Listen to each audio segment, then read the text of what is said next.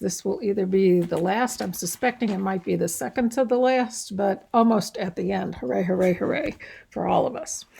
Okay, so we were talking about Civil War, and a crucial, actually midpoint of the Civil War is in 63, although don't forget Antietam is 9 months earlier, and that changes the whole complexion of the war from just a war to prevent the secession of southern states to a war to keep the country unified and to end slavery. In July, coincidentally, both battles are ended on July 4th, 1863, very symbolic.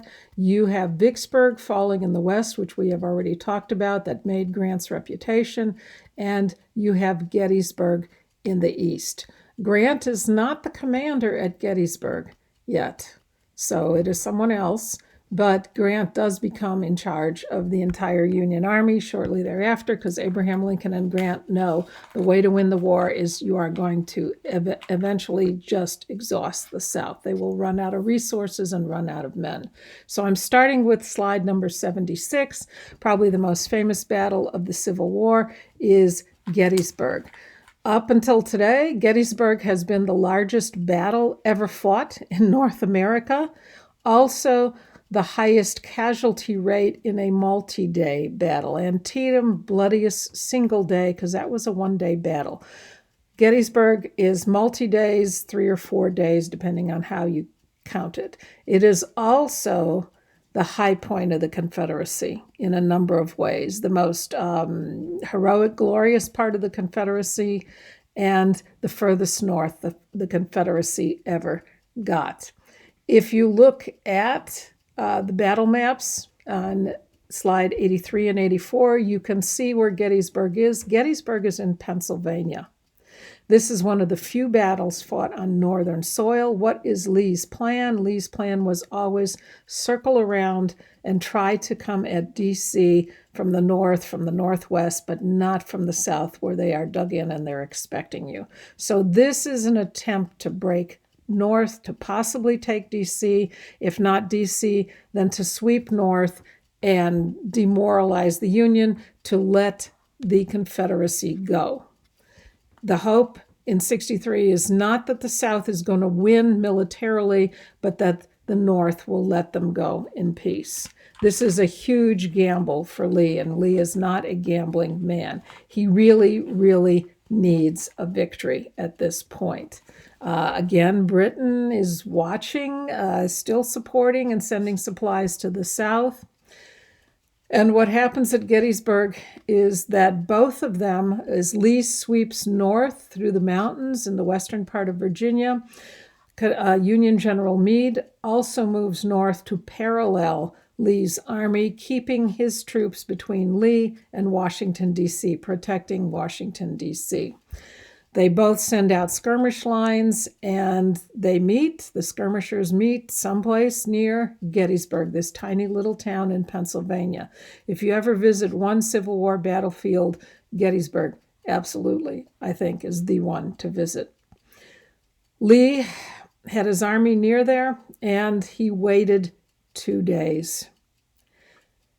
Why? It became a fatal flaw later. He is waiting for Jeb Stuart's cavalry, the Confederate cavalry, thousands of troops, to come up and join him. The orders were to come up and join him. They never made it until after the battle was over. Why not? Because his cavalry was coming. Remember, cavalry can move a lot faster than men on foot, and they ran into a Union supply train of about 100 wagons. And the cavalry commander, Jeb Stuart, had to make the decision, do I obey Lee's orders? Do I join him at Gettysburg? Remember, communications were very sketchy then. He didn't know that they were on the verge of battle. Or do I take these 100 supply wagons, because the Confederacy is desperately in need of absolutely everything: blankets, shoes, food, ammunition, you name it. He made the decision to keep the supply wagons. Once he did that, of course, it slows the whole thing down. They don't move as fast. So if you look on the next map, 84, and you can also see an earlier photograph of that. 85 is the actual photograph from Gettysburg, and you can see what's happening here. There are two ridges outside this town. The Union troops were lined up on one ridge and the Confederate troops on the other. In between those two ridges is a field about a mile wide. For 2-3 days, Lee tried to, as his usual battle tactics were, to flank the Union troops. If he could get around in back of them, cut the Union line in two, he would win the battle. And he tries desperately for several days. There is a point at the end of the Union line where the Confederate troops, wave after wave after wave, tried to get around them. You can see the result in slides 86, 87, where the ground was just littered with carcasses. But the Union troops held. They did not retreat. They did not let Lee's troops get around in back of them. The commander in charge of that particular point was a college teacher, a history teacher from the state of Maine, with pretty green troops. They didn't have much experience, but they held that point. They did not retreat. After 2-3 days of waves of attacks, they're out of ammunition. And his commanders are suggesting retreat. We're going to be slaughtered here. And Chamberlain, the professor from Maine, says, okay, they're coming uphill towards us, towards this hill. They've got to be exhausted, probably as exhausted as we are. What we're going to do the next time they attack is charge. And everybody looks at him, what do you mean, charge? We don't have any ammunition. And he says, they don't know that. So the next time the Confederates came charging up that hill, the Union troops yelled and screamed and charged down on the Confederates, and the Confederates retreated because they didn't know. They didn't have any ammunition. They held that point with huge cost in casualties. So Lee, at the end of the third day, cannot get around the Union line, and he makes a fatal decision, probably one of the 2 or 3 errors Lee made in the entire war, and he orders a head-on charge. He has to get through the Union line to win the battle. And this is Pickett's charge. The commander there, the Confederate officer, was General Pickett, George Pickett, and he leads 15,000 Confederates across that mild wide field. And I have walked across that field in Gettysburg. I suggest you do it too. The hair rises on the back of your neck. I mean, it is a really, really spooky place. 15,000 men charged across that field.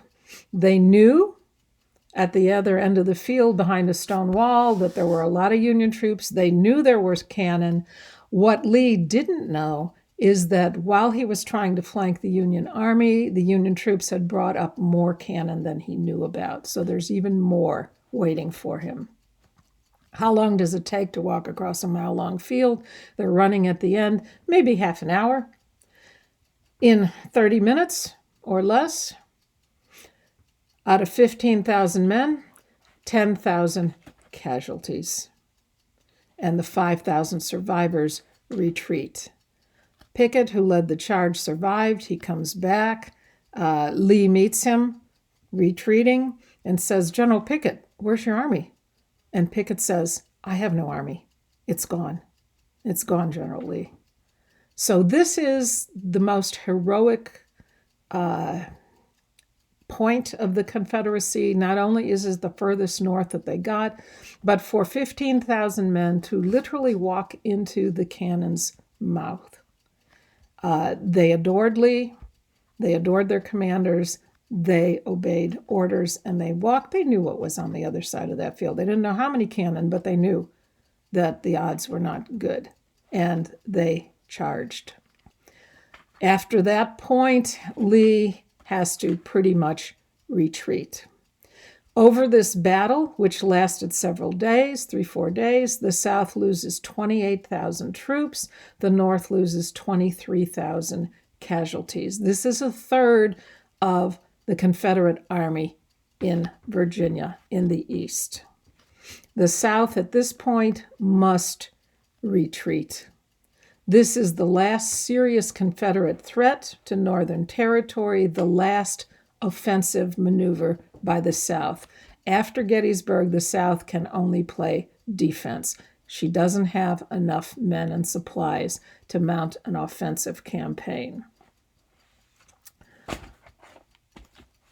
Gettysburg Address, which we used to memorize in 3rd or 4th grade because it's incredibly short.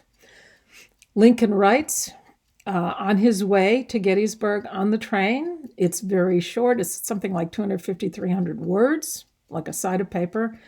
And it is a dedication to a cemetery. It never mentions slavery. It never even mentions the war. He wrote it quickly. He delivered it in a downpour. It was raining to an audience standing there. Why is he at Gettysburg? They are dedicating the cemetery. And Gettysburg today, besides the battlefields, is a national cemetery. Confederate and Union troops. There is a little kind of temple monument in the middle, and if you stand in the middle of that cemetery and 360 degrees, you can turn in a circle. As far as the eye can see, there are little white tombstones. Many of them have names. Many of them are unmarked because they had no identification when they buried the bodies. You have casualties, roughly 50,000 casualties at one battle. Not only the largest battle, but the largest casualties ever in North America. So what Lincoln does is basically dedicate the cemetery. And the end of that very short little speech is, these dead will not have died in vain, that they are dying for a new liberty. Never mentions slavery, never mentions the war. But he is dedicating the Union to finishing the job there. Robert E. Lee. This is maybe the only one of the few mistakes Robert E. Lee ever made. Slides 77, 78, and 80. Robert E. Lee. I'm a big fan of Robert E. Lee. I'm not a fan of the Confederacy, but I am a fan of Robert E. Lee.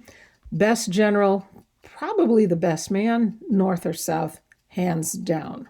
He famously said, "It is well that war is so terrible, otherwise we would grow too fond of it."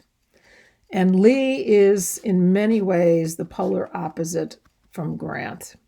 He was born in Virginia, old Virginia family. There were Lees in Virginia in the early 1600s. Ironically enough, his father, Light Horse Harry Lee, was George Washington's cavalry commander.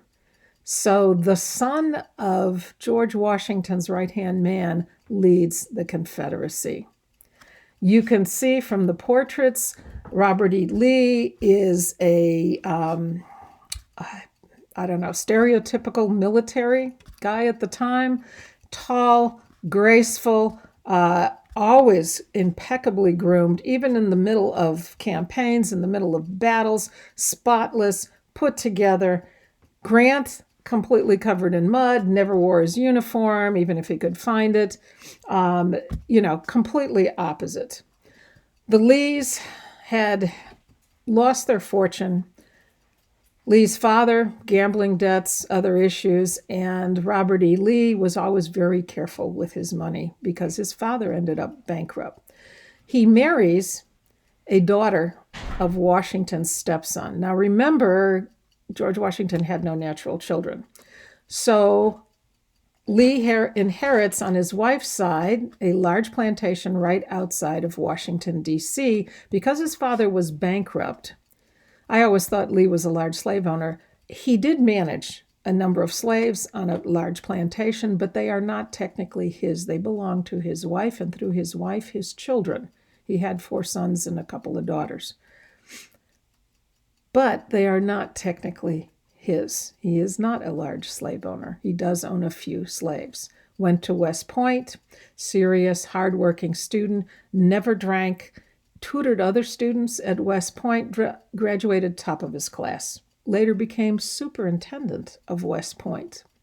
Career military guy, he lived most of his adult life outside of the South, posted to different places with the U.S. military, including Austin, Texas, and he fought in the Indian Wars against Comanches in Texas before the Civil War, fought in the Mexican War, where his job was basically tactics and strategy. This is what he is really good for. The man is a gifted guy in terms of fortifications, in terms of trenches and defensive works, basically. One of the best in the country. Loved kids, loved pets, loved his horses. Like Grant, he's an excellent horseman. Never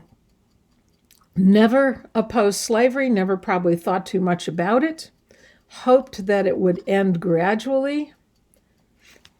But, and he's the guy who argues at the end in the Confederacy that if you are going to use slaves as troops, then you must free them. And I've done some research on Lee and read a good biography of him. Lee may be more progressive than Lincoln about slavery. He did not, like almost every other Southerner, see slaves as permanently inferior, but that in their present condition, they definitely were inferior. I'm quoting from Lee. He is swearing under oath in this quote. My own opinion is that at this time they cannot vote intelligently, so giving them the vote wouldn't help very much. What the future may prove, however, is how intelligent they may become, with what eyes they may look upon the interest of the state in which they may reside. I cannot tell any more than you. So presently, they are not equal. They should not have the vote, but in the future, who knows? As regards, I'm quoting again from Lee, as regards the liberation of slaves, I wish to progress in it as far as I can. I hope they will do well and behave themselves, a little paternalistic. I should like, if I could, to attend to their wants and see them placed to best advantage. All that choose to leave the state before the war closes should leave. He did not pursue slaves that escaped from his plantation. These people are entitled to their freedom, and I wish to give it to them. So Lee is a fairly complicated character. He had two great and very rare skills, even in the military. He was a master of defense, particularly defensive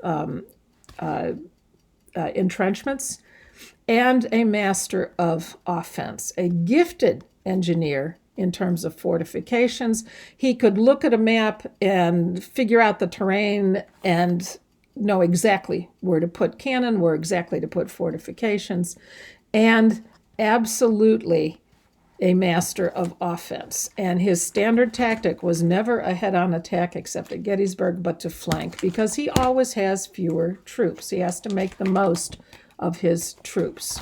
He was nicknamed the Marble Man, total self-control with a very few exceptions, almost never lost his temper, hated arguments, refused to even chew out and correct his subordinates. He took all the responsibility, took all the blame on himself. When others did well, he was sure to praise them. He almost never ordered his other officers. He would suggest, I suggest you take that regiment down there and check out that bridge, that kind of a thing. That's why Stonewall Jackson was such an advantage to him. Stonewall Jackson knew exactly what he wanted without even talking to him, almost never needed direction. Very modest. Like Grant, the only way you can tell he's a general or commander is he kept his 3 stars on the shoulder of his uniform from his old rank in the U.S. Army. And again, remember, Lincoln offered him command of the Union Army, and Lee goes with Virginia and refuses. He's a typical soldier, ate and lived exactly like the soldiers in his command, nothing fancy. Many times, if people were looking for Lee in between battles or when he was scouting out positions, if it was nightfall, he would take his long coat, wrap himself in the coat, lay down on the ground, and sleep wherever he could. So no fancy stuff. It is Lee who argues at the end of the war, no memorials, no monuments, don't do it. incredibly brave, very calm until battle started, and then he was absolutely ferocious. Tried to avoid casualties, but was not opposed to having high casualties if that's what it took. Rarely retreated unless he absolutely has to. There are several occasions where he rides in the front of his troops and leads charges, which is horrifying to the Confederates because if he's shot down, they're really going to lose something. At one battle, he grabbed the Confederate flag and charged the Union line by himself. And a bullet cut his cheek without hurting him. Fortunately, the Union troops were so shocked by what he did, they didn't even shoot at him. Very honorable guy in the Mexican War. He treated not only Union troops, U.S. troops, but also treated Mexican wounded as well, and did the same thing in the Civil War. You treat your enemies, your prisoners of war, your casualties well, even if they're enemy casualties. When he surrenders at the end of the war, he is wearing a sword of George Washington, which he inherited through his wife's family. The other thing that's very interesting is he's an old man when the war starts. He's 60-something, and he has what we would call today congestive heart failure. His heart is weakening. The entire war, he never says a word about it. And there are times when he's laying down in his tent where he's very pale, where he's clearly in physical distress, and he never mentions the heart because he knew if he didn't show up, there were going to be extreme consequences. Absolutely dedicated to the Confederacy. Once, after he argued against it, they secede. He had spent his whole life in the U.S. Army, and he never talked about enemy troops. He would call them those people. He didn't call them the Union troops or American troops. He would say those people. We have to catch those people before they reach the bridge. Huge sacrifice. His wife at the beginning of the war is also fairly old. She has complete arthritis. She was in a wheelchair most of the war. He had 4 daughters. One daughter dies during the war, and he could not even attend her funeral. He knows once he joins the Confederacy, he will lose his entire Army pension. He spent his entire life in the U.S. Army and all of his property. And this is really interesting because Lee's plantation was across the river from Washington, D.C. When the war starts, of course, he moves to another plantation that his wife's family owned. It's too close to Washington, D.C. And the guy in charge of burials, first 6 months of the war, the cemeteries in Washington, D.C., they could handle the number of casualties. After that, you're getting thousands of casualties per battle, and there's no place to bury the dead. So the guy in charge of funerals says, I know what I'm going to do. I am going to seize Lee's plantation, and I will bury Union troops, dead Union troops, up to the front door. Lee will never live there again. His family will never live there again. And that's exactly what happened. Lee's plantation, same name today, Arlington, which is now our national cemetery. Battle after battle, his goal is don't lose as many troops as you can and keep pushing, but strategically. He is a master of maneuver on offense and defense. And my question was always, does Lee know that the South really can't win militarily? From reading the biography, it's pretty clear. Lee knows the only way the South is going to win is if the North gives up, and it's a race against time. Or maybe Abraham Lincoln will not be reelected. Something has to happen politically. He knows militarily the South cannot win. He spent his life in the U.S. Army. He's a very bright guy. So what he has to do is what Washington did. Just don't lose too badly. And he constantly presses. He constantly harasses. He constantly moves forward whenever he can. The Wilderness Campaign, slide 88, is a wonderful example of Lee at his strategic best. This is after Gettysburg.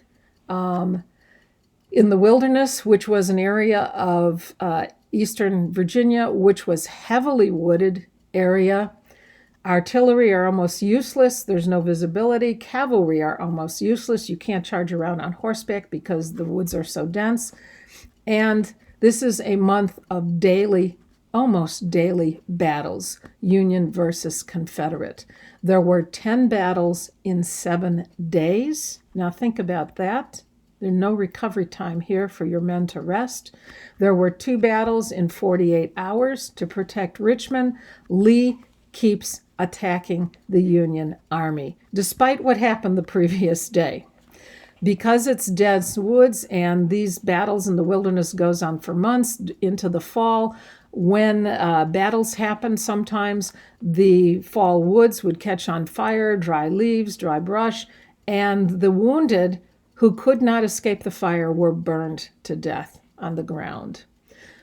Later on, when troops went back over the same ground and they fought back and forth over the same terrain, they would uncover the bones of battles from a month earlier. This is a horrific, horrific campaign. At one point at Cold Harbor, the 2 army lines are 50 feet apart. And there are 5 acres of corpses here. This was, again, an area where, you had enormous casualties. At Cold Harbor, there was a 24-inch thick, 24-inch diameter oak tree that was shredded. There was nothing left but toothpicks after it. One body that the Union troops buried at Cold Harbor had 80 bullets in it. In the Wilderness Campaign, which included Cold Harbor, Lee lost 32,000 of his 65,000-man army. Grant lost more, 55,000. The difference is that Grant can replace them and Lee cannot. At one point in the Wilderness Campaign, Lee rode in a 24-hour period 115 miles on horseback trying to organize and lay out his troops. So this is a brutal, vicious campaign, and Lee is really the most amazing character in the war. Okay, I'm going to stop there. We will finish up with Sherman's March to the Sea next time and William Tecumseh Sherman. Stay safe, stay well.